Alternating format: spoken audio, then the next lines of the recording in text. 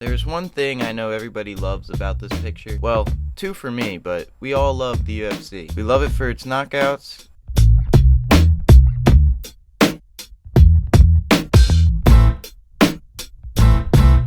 We love it for its submissions. But we love watching all the hard work these fighters put in day and night to give us fans a show. And that's what makes it so annoying when the judges completely mess up and give the wrong fighter the win. That's what we will be talking about today. Complete mess ups on judges' scorecards since October 22nd till now. Leave a like and comment down below if you want me to do a part 2 of this video. And now before we start, I'm not a judge, and I am not claiming to be 100% correct on my opinion of the fights we will mention. I am just simply in majority's view on the outcome. Also, I did my best to include strictly wrong choices here. Not a fight where it could have gone either way, like the Islam vs. Volk fight, for example. A lot of people were saying robbery, and a lot were saying a clear Islam win. So it could have gone either way depending on who you ask. None of those fights. Strictly robberies.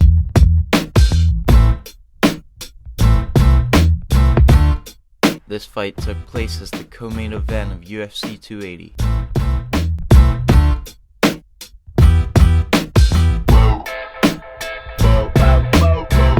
When looking at the stats, it's clear that Jan had the advantage in takedowns and Sean had the advantage in significant striking. So looking at the stats, we could think that because the main thing scored in a fight is damage, and because Sean had way more significant strikes, that meant he did more damage. But that can't be the case because neither of them were very beat up or damaged after this fight. And that on top of the takedowns and control time that Jan racked up over the 3 rounds led many to believe that he won the fight. So Sean being the winner not only came as a surprise to some, but also a blatant robbery in the eyes on many.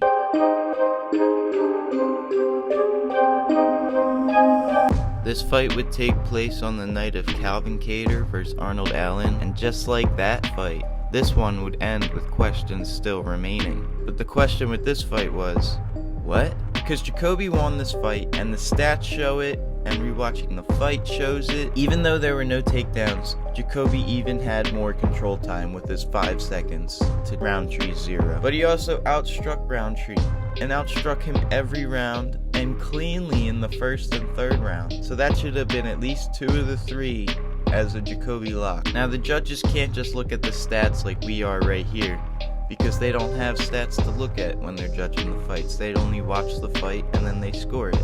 But the only thing that Roundtree had was his power. And even with that, Jacoby got robbed here.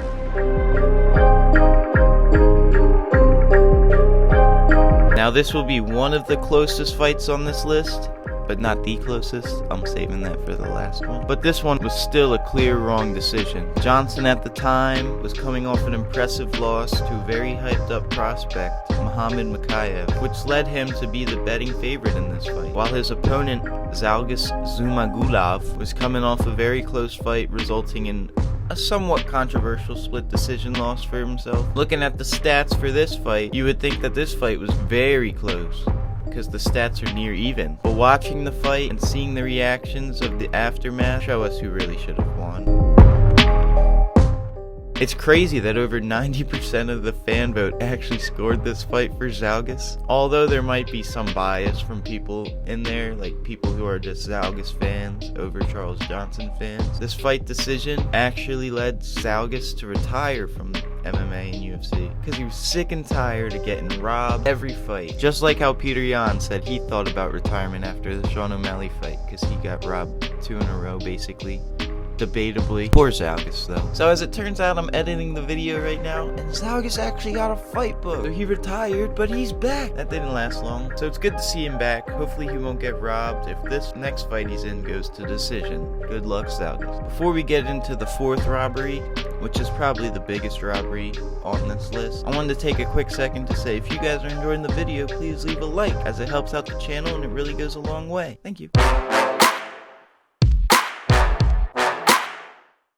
said this one was the biggest robbery, and I said that because everyone knows about this one. And I say that because everyone knows Paddy the Baddy, the next UFC cash cow. But seriously, Pimblett did not win this fight. He lost every round to Gordon, and I liked Paddy, so I bet on it. So I got lucky that night just like Paddy did. Thank you, judges, for putting money in my pockets. The stats don't back up Paddy, and neither does rewatching the fight. Unfortunate for Jared, but he just got another big fight announced against Bobby Green, so it's not like he completely lost that night. Just in the eyes of the judges and Paddy, I guess.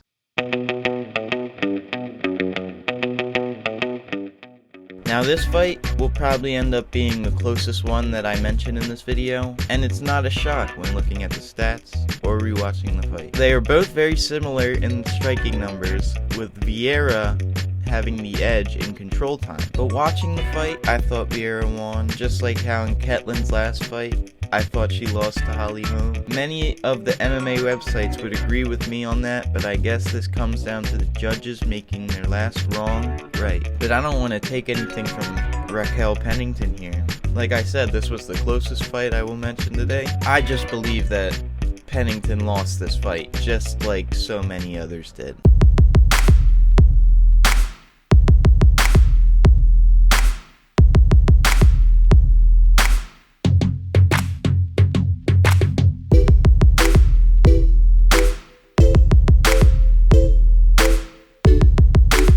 That's about it for today. Don't forget to like, subscribe, comment, all that if you enjoyed the video.